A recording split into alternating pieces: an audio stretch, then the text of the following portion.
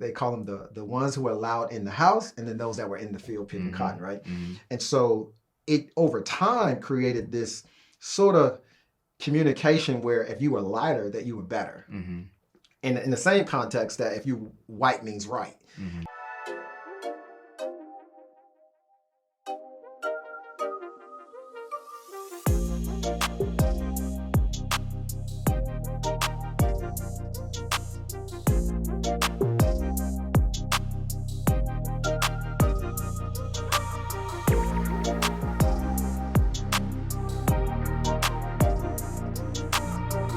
But what I found out through racial reconciliation discussions is that even within the Black community, we have this thing called colorism, you know, and you know, there were Black people who, because they were a lot lighter than the others, that they were allowed to go passing sometimes as whites.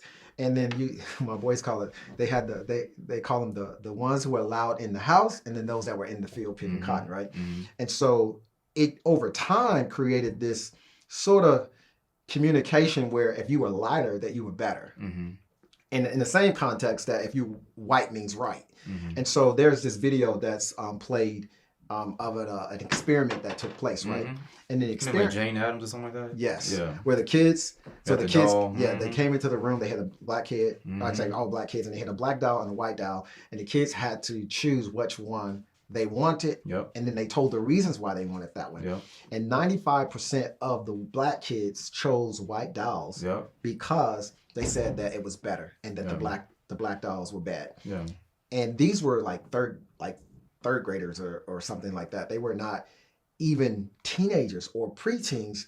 And just to think that how much our society has sort of indoctrinated our kids to believe that Black is bad.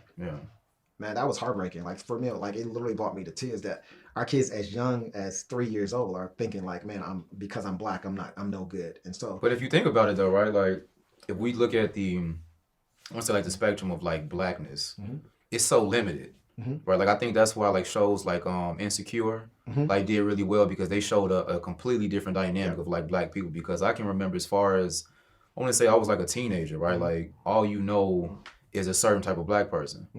You know, like I didn't know anything about educated, elite, white Black people with money. Like it's not, everybody's from the hood, and we all think this way, we talk this certain way, like we all live this certain way.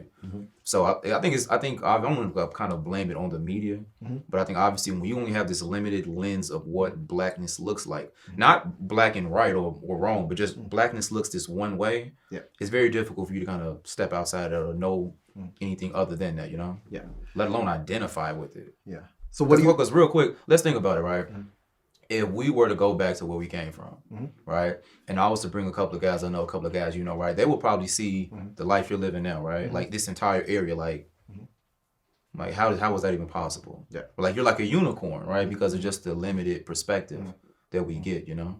So, or they would quite naturally think, if they didn't know my story, they would quite naturally think drugs is involved, right? Because in order for a lot of drugs, I'm telling you right now, you out here listening. There's a lot of drugs. Okay? There was something that was not right. Like I got there in a sketchy way. Like that you couldn't have had a journey like this. But it goes back to redefining who we are as a people, and obviously telling the stories of Black excellence as opposed to always highlighting the things that seem to plague our communities. Right? So